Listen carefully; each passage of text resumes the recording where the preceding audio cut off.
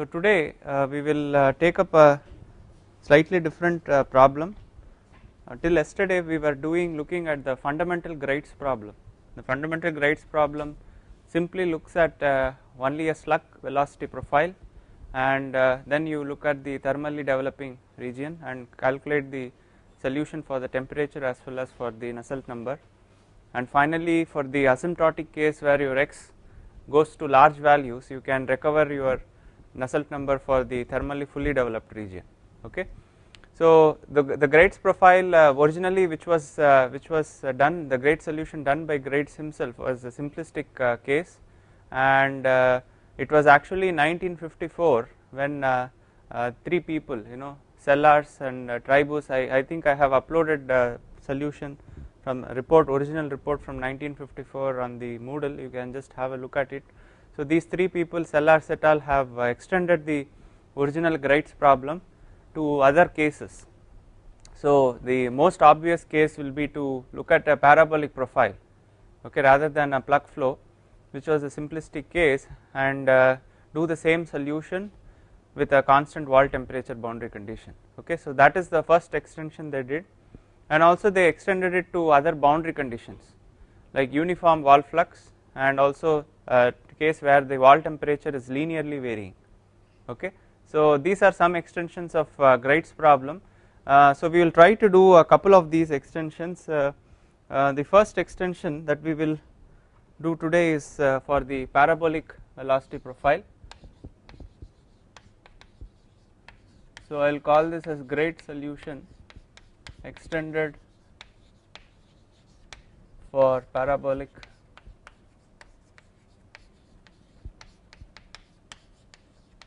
velocity profile. Now obviously when the Graitz solution was extended, the original Graitz solution for a plug flow was having Bessel functions as the eigen functions, and once the extension was done, it was observed that the solution was not as simple as just getting a Bessel function. Okay.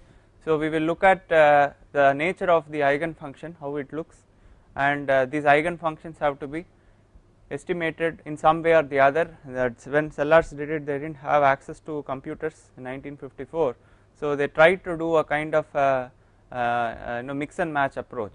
So they split the problem solution into three parts, one for small values of r, one for middle values of r, one for large values of r. They got three different asymptotic cases and they had patched up the solutions. Okay. But nowadays you can solve the ordinary differential equation numerically directly to get the eigen functions. Okay. So anyway, so the thing is the solution to the eigen functions are not as straightforward as what we saw in the original Graitz problem. So now we know the energy equation, so we will write down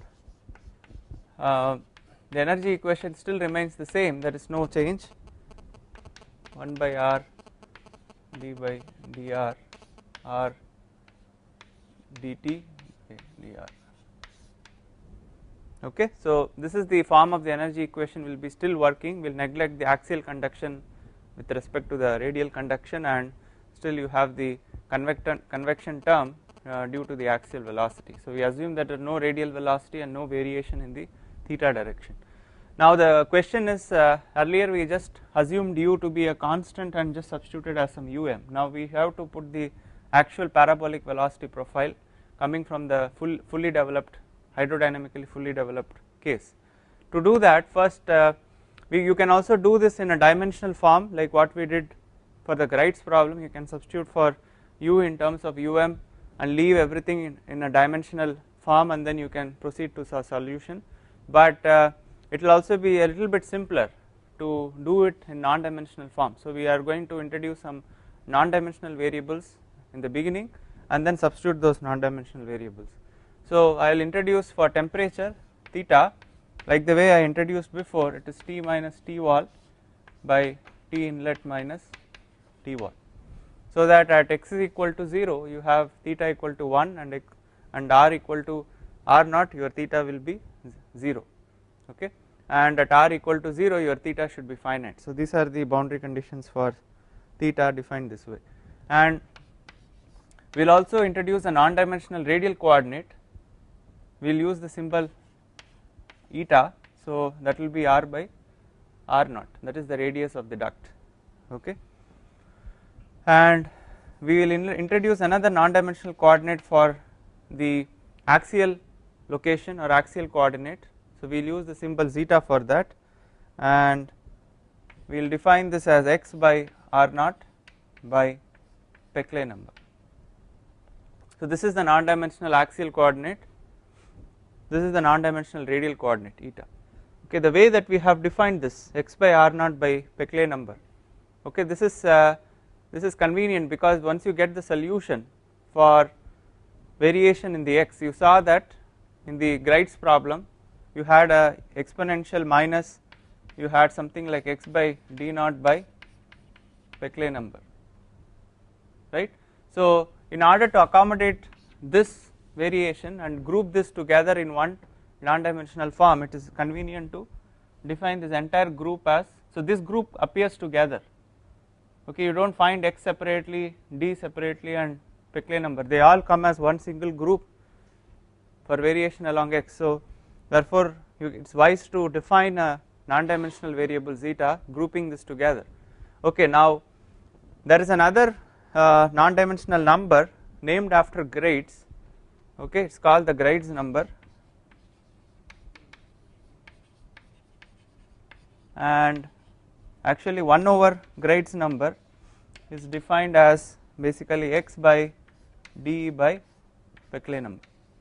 So this is basically how the Greitz number is defined.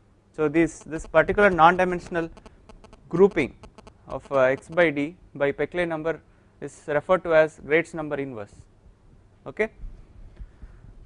So it basically tells you about the non-dimensional axial variation is represented by this non-dimensional number called the Greitz number inverse, and therefore you can see that if I define x by r naught by p as one non-dimensional group, so this is nothing but a function of Greitz number. Okay, so this comes out as Greitz number by 2 exactly. Okay, so this is a one form of convenient form of grouping. Okay, so we will stick to this particular non-dimensional formulation for eta, zeta and theta, and therefore we will substitute this and we will see how the governing equation reduces to. We will also use the parabolic velocity profile.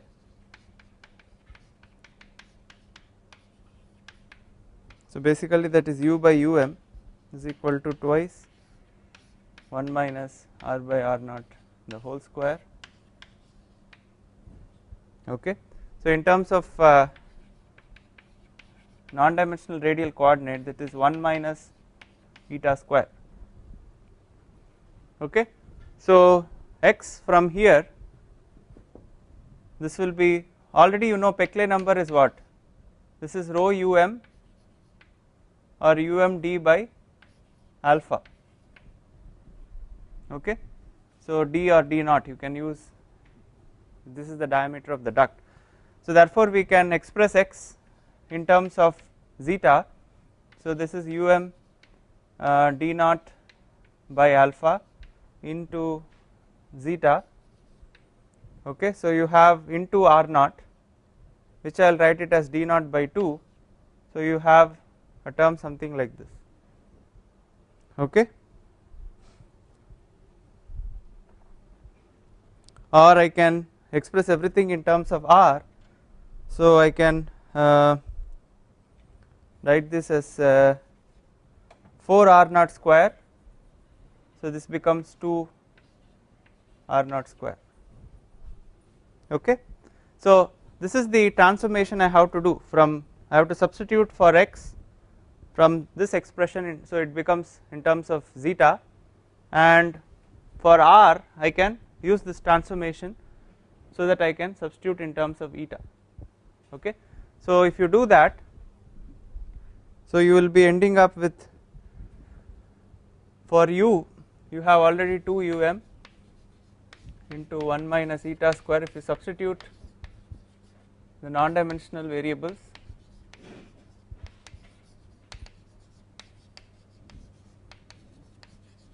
let me call this as equation number 1, the energy equation.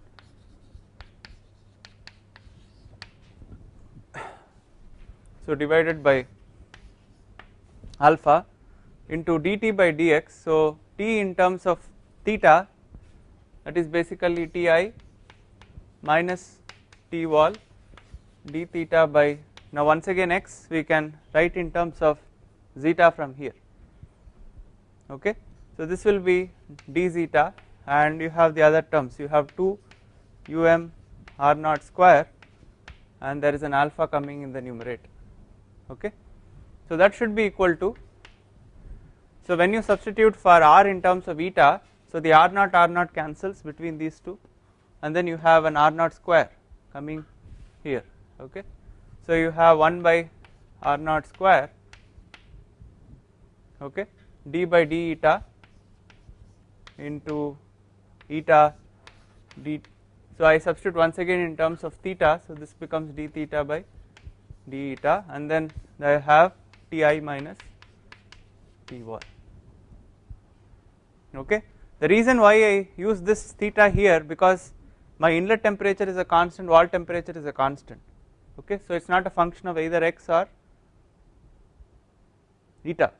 So for the case of constant wall temperature boundary condition, if you non-dimensionalize this way, so my Ti minus T eta will come out of all these derivatives and get cancelled on both sides, okay. So therefore this cancels off, you have r naught square which cancels off here, you have alpha which cancels off, and then 2 cancels off right away. So finally you are left with a expression 1 minus eta square into d theta by d zeta, which is equal to whatever is there on the right hand side, okay, 1 by okay, I have left 1 by r, so that should be 1 by eta here, 1 by eta d by d eta d theta by d eta. Okay, let me call this as equation number 2. So therefore this is the non-dimensional form of the energy equation after I substitute for the fully developed velocity profile. So this has become a little more compact than when I work with the dimensional form, right. I have so many terms in terms of I have I have alpha, all those things appearing, now all those things are eliminated, okay. So this is a much, so I always recommend that you can, if you like to work with a more compact form, you can define non-dimensional variables in the beginning and then you can use it. For the constant wall flux boundary condition, however, you cannot define a non-dimensional theta like this, because there your wall temperature will be varying and therefore you cannot define, so you have to just say T minus Ti or something like that, okay. So you have to be careful, for the case of constant wall temperature condition you can define a non-dimensional theta, for the case of constant wall flux you cannot do that, okay. So but still you can, for that case also you can define your non-dimensional eta and zeta, okay. That will save some, save some effort in removing all this and variation in alpha and all those terms, okay. So now the boundary conditions for this in terms of theta, to solve this how many boundary conditions we need?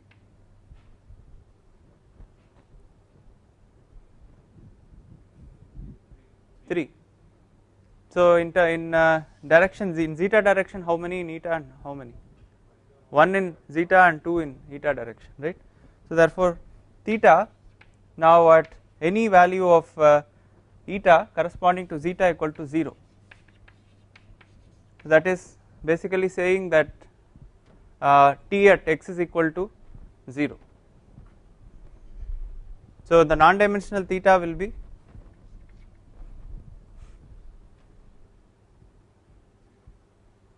0.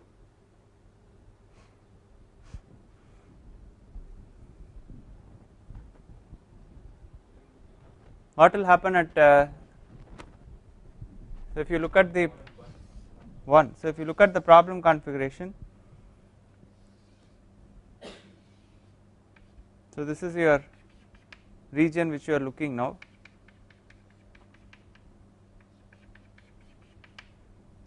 So this is your delta t, this is your delta, okay.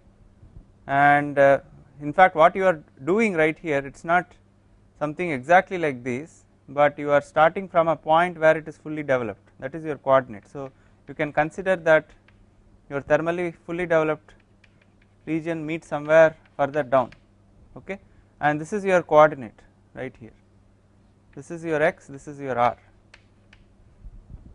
So once the velocity profile is fully developed, then you start looking at the thermal entry length problem, okay. So you start basically heating from here or maintaining a isothermal condition. So in this particular case, at x is equal to 0, this is where you are calling this as Ti, the temperature which is entering the thermally fully developed region, okay. So at x is equal to 0, theta should be 1 because T should be Ti.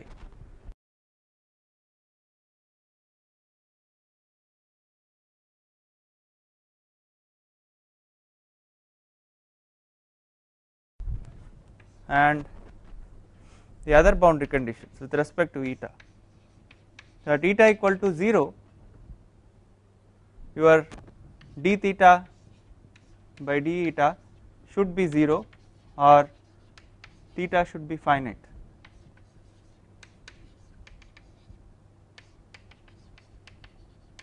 Both are equivalent boundary conditions, and the remaining boundary condition at r equal to r naught. So that corresponds to eta equal to what? 1.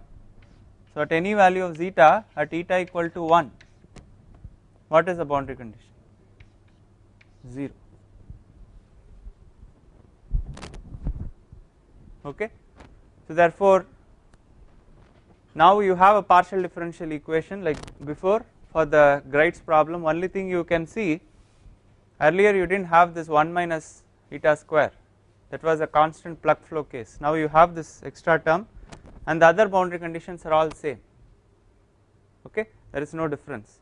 So now you have to solve this PD. So the same method that we use separation of variables, we will do it here, okay. So how do we start?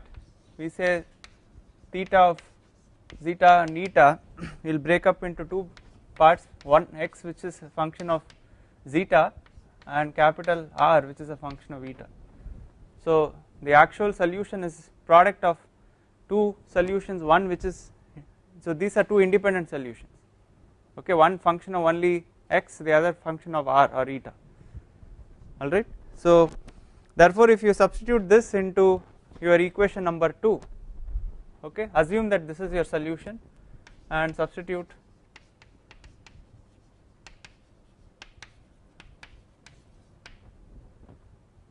so you end up getting 1 minus eta square into dx by d zeta and your r is constant. On the other side you have 1 by eta, you have x constant, d by d eta, eta into dr by d eta, okay. So I divide both sides by x into r, so this becomes 1 minus eta square by x into, so I will also take 1 minus eta square on the right hand side, so this becomes 1 by x dx by d zeta, this is equal to 1 by r into 1 minus eta square into, I have already a eta here, into d by d eta into eta dr by d eta, okay. So now I can see that this is a function of zeta, this is a function of eta, so these both have to be equal and therefore they have to be equal to a constant which is always negative, okay. So in order to have an exponentially decaying function along zeta, this has to be a negative constant, okay, and this is the eigenvalue.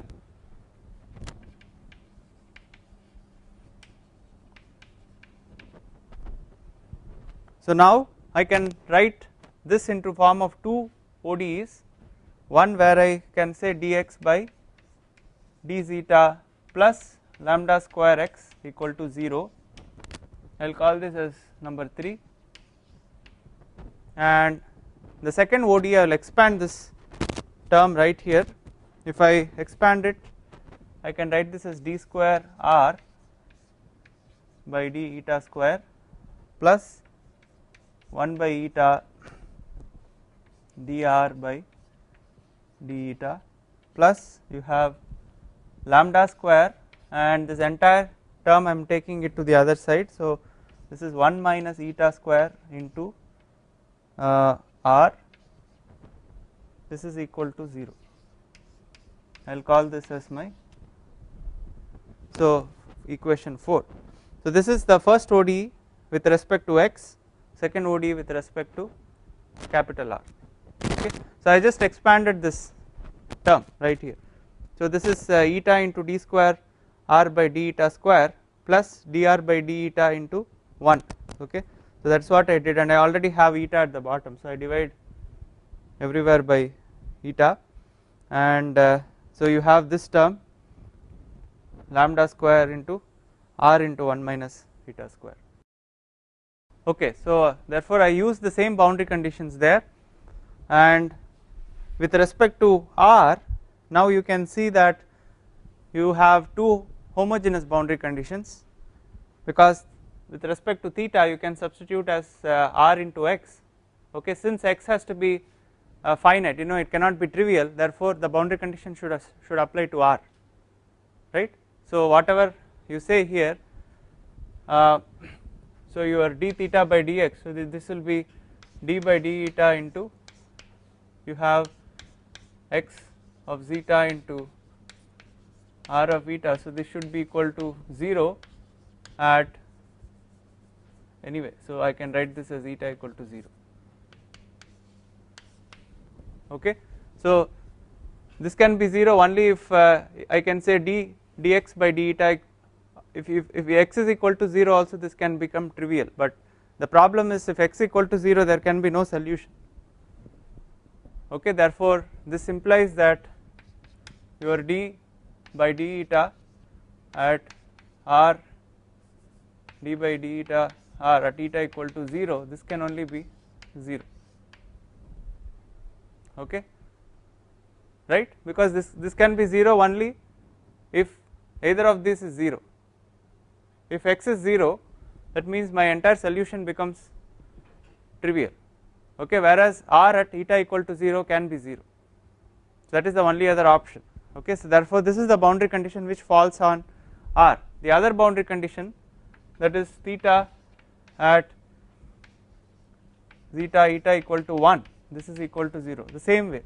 So once again I can say my x of zeta into r of eta equal to 1 is equal to 0. So once again x cannot be 0, so therefore this indicates my r eta equal to 1 should be 0. So therefore these are the two boundary conditions with respect to, so this will be anyway normal derivative, not the partial one, because r is a function of only eta. So to solve the eigenvalue problem, now you can see that eigenvalue problem has two homogeneous boundary conditions with respect to eta. Okay, so therefore equation number 4 is the eigenvalue problem which I have to solve and apply the boundary condition. Now if you look at equation number 4, what kind of an equation is that?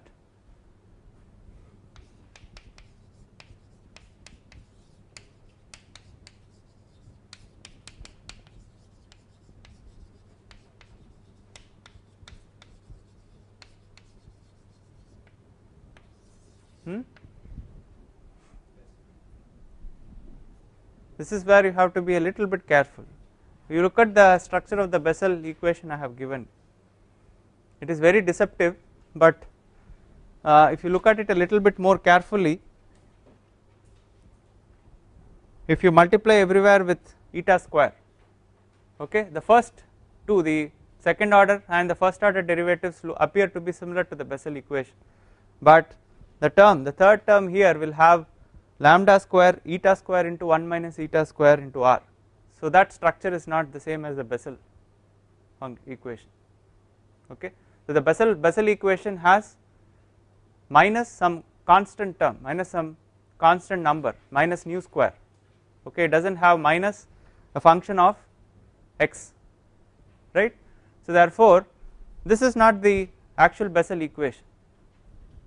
So what we can call this as a general form of any eigenvalue problem, which is called a Sturm-Liouville equation.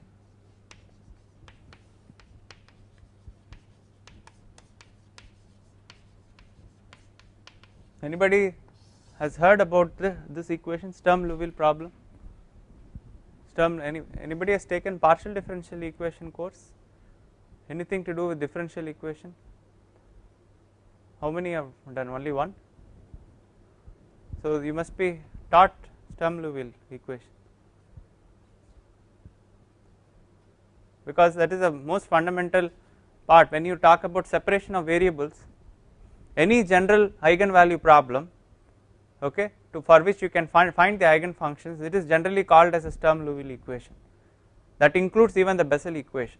Okay, so this is a generic name given to any eigenvalue problem. That includes all kinds of equations, all kinds of second order ODEs, all kinds of Bessel equations, whichever that you have encountered. Okay, so that is a generic category of Sturm-Liouville problem. So therefore we cannot pinpoint this to any particular familiar equation. Okay, this is not a Bessel equation, but it can be generally called as some Sturm-Liouville equation. Okay, so and I will just give you the generic form of the Sturm-Liouville equation, and you yourself can see that it is generally of this particular form.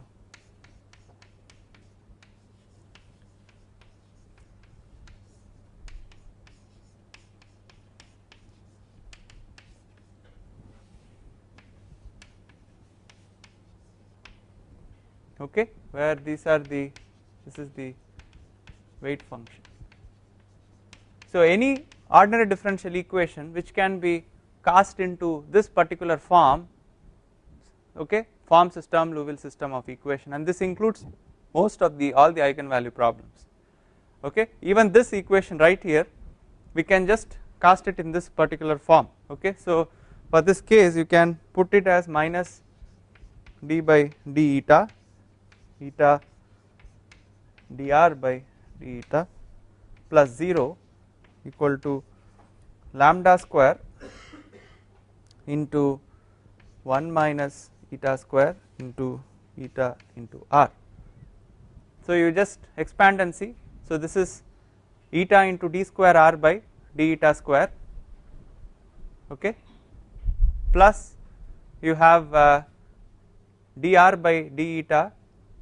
Okay, so I am multiplying everywhere by eta, okay, plus you have lambda square 1 minus eta square into eta r, right. So I can write that equation in this particular form.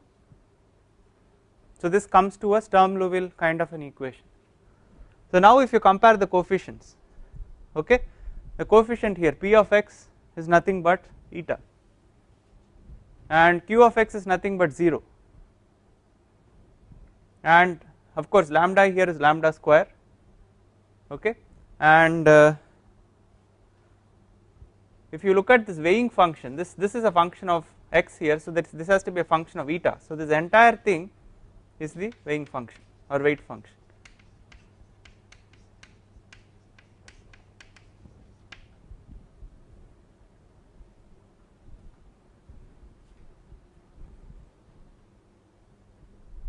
Okay. So the property of any eigenfunction, as I said yesterday, it has to be orthogonal. Okay, that includes even Bessel functions, and any general eigenfunctions which are of the Sturm-Liouville type have the orthogonal property, and for the Sturm-Liouville kind of equation set, the orthogonal property will be, you have integral a to b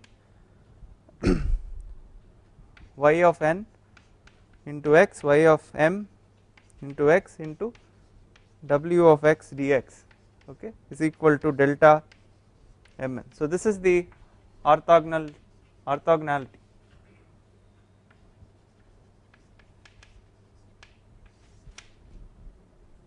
Okay. So what it says, when m is not equal to n, this Kronecker delta, this will be 0, right. When m is not equal to n, this will be 0.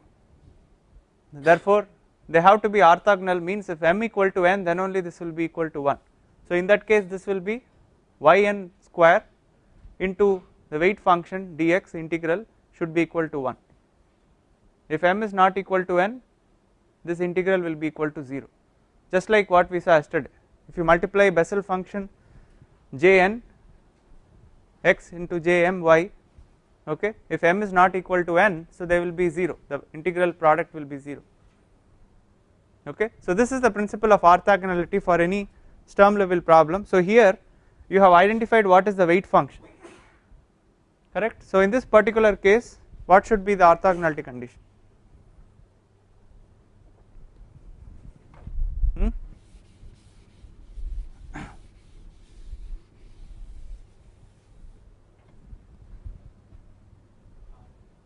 So if I integrate, what should be the limits of the integral? 0 to 1, good, and then instead of y I have my r, Rn of eta into Rm of eta, and what is the weighing function here? Eta into 1 minus eta square into d eta. This is nothing but your Kronecker delta.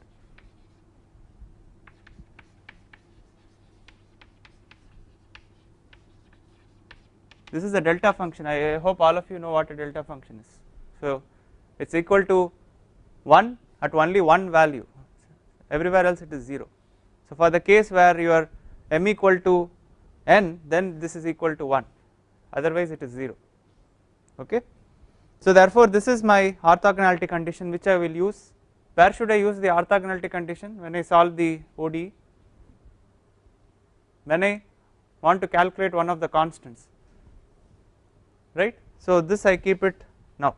So therefore you see that the solution to the Sturm Liouville problems can be represented as, so you can say in this case that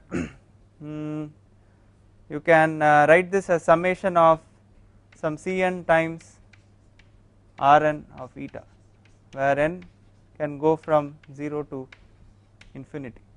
So once you know the eigen function, okay, so you can write this solution for theta or whatever you call, you can write this as r prime or whatever. So your r of eta can be written as the eigen function times the constant summed over all the values of eigenvalues. Okay. Now the question is how to basically find the eigenvalues.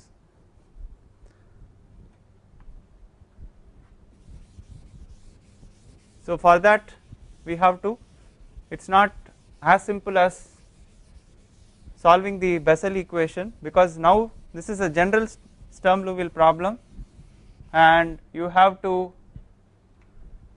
solve the ordinary differential equation, that is equation number 4, we have to solve this numerically. Okay. You cannot, this is not a generic, this is not a particular form of any equation where you can get a ready-made solution. Okay. So any general Sturm Liouville problem, if it is familiar equation, then you can get a solution straight away like the Bessel equation. If it is unfamiliar, then you have to apply these boundary conditions, two boundary conditions, and you have to solve for the eigen functions which are in terms of r. Okay. So therefore this is a little bit rigorous procedure, you know, I am not asking you to do it. However, this sellers, they have done it in a slightly different way, they use some approximate methods to patch it up. I do not think that is a very good technique right now, because we have access to computers and you can solve this equation straight away numerically. Now the question is, for solving this you need the eigenvalue, okay. So that becomes like a constraint, and the eigenvalue can be related to the derivative of R, okay. I am not going into the detail, but there is something called as a Rayleigh coefficient, okay, for Sturm Liouville problems, so which relates your eigenvalue to the derivatives of R, and therefore you can guess the value of lambda, right, just like your shooting method, you guess your value of lambda and then you apply the boundary conditions, okay, and then keep marching until the other boundary condition is satisfied, and then again you use that derivative and then check if your lambda is correct, okay. So this has to be done iteratively till you guess the right value of lambda, okay. So overall what I would like to say is that you have to solve equation 4 numerically to obtain the eigenvalues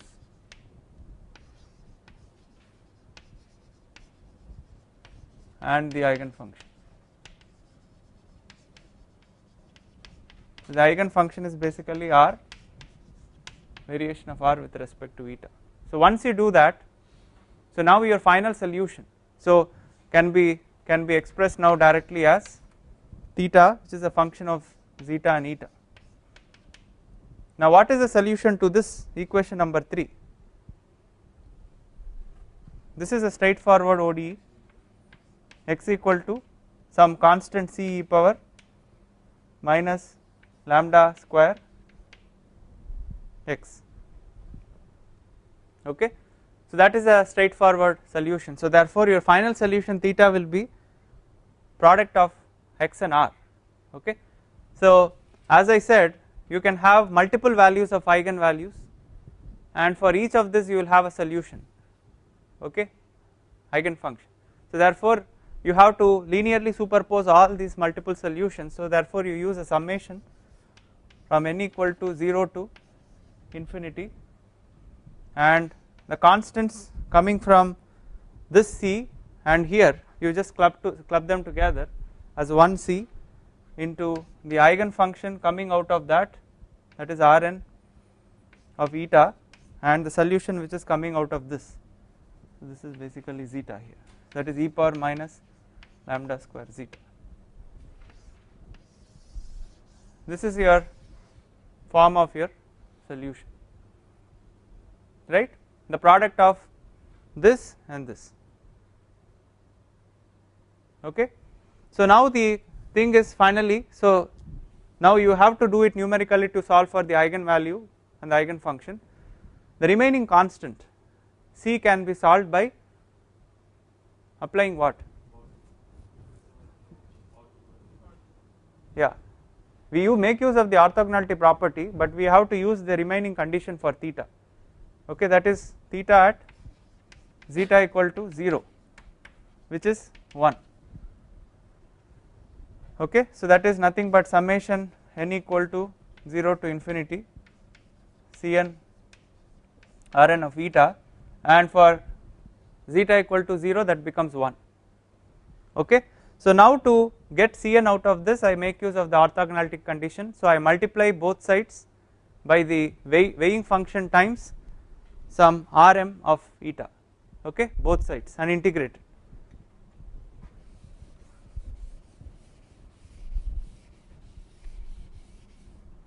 So from 0 to 1, so the weighing function is eta into 1 minus eta square into some Rm of eta into d eta, okay. I multiply this on both sides, so I have integral 0 to 1 summation eta equal to n equal to 0 to infinity eta into 1 minus eta square, I have Rm of eta, Rn of eta into Cn, so Cn will be here into d eta, right.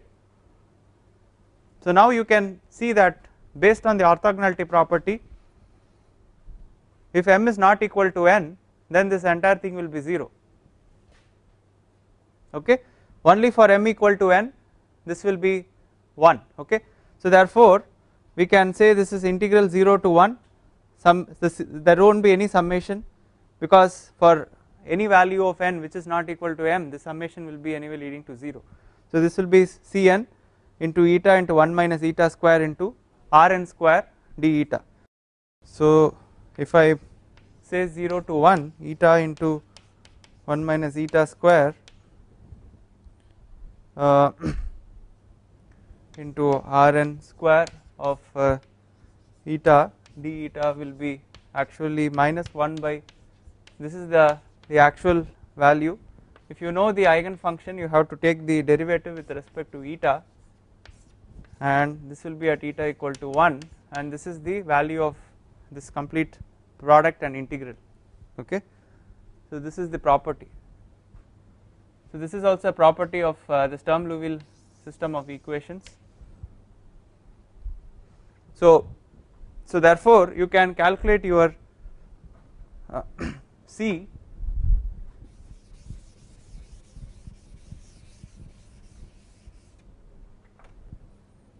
so your Cn comes out as integral 0 to 1 eta into 1 minus eta square into Rn of eta d eta divided by, so the summation is gone, you have integral 0 to 1 into eta into 1 minus eta square into Rn square of eta d eta, right. For m equal to n, so this becomes Rn square, otherwise this is 0. So basically we will stop with the fact that you can calculate your Cn here. I will give you the actual calculation of these integrals, two of them. I have to check whether this is with respect to eta or whether this is with respect to lambda. So let me just hold on for that in the next class. So I will give you the expressions for evaluating these two integrals, and then from there it is mere substitution, okay. So once you get your constant Cn, so therefore your solution, so for theta is known once you know your eigen functions and your eigen values, okay.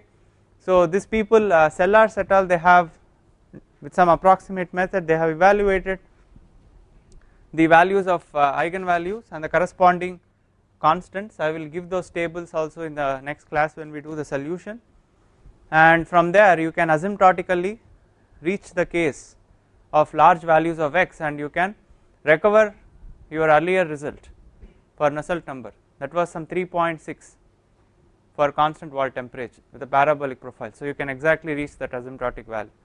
So in the next class on Tuesday we will complete this solution, and so we will look at very briefly the extension of the Greitz problem to uniform wall flux boundary condition. There I have posted already in the Moodle a solution for channel flow, where I assume a plug flow velocity distribution and a constant wall flux boundary condition, and I have posted the form of solution. I'll explain very briefly how to do it, and you can look at that solution and you can very easily understand it.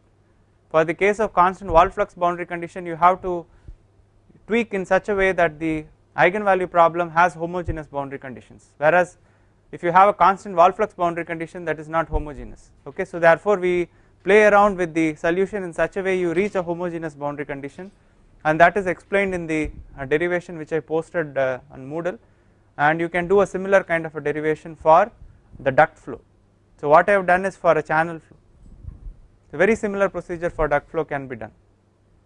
So that will be a extension which will be useful to you, and that we will go towards the integral solutions, the approximate solutions to internal flow problems, okay. It is very similar to your external flow integral method, okay. That will be the last topic, and with that we will wrap the internal flows, laminar internal flows, okay.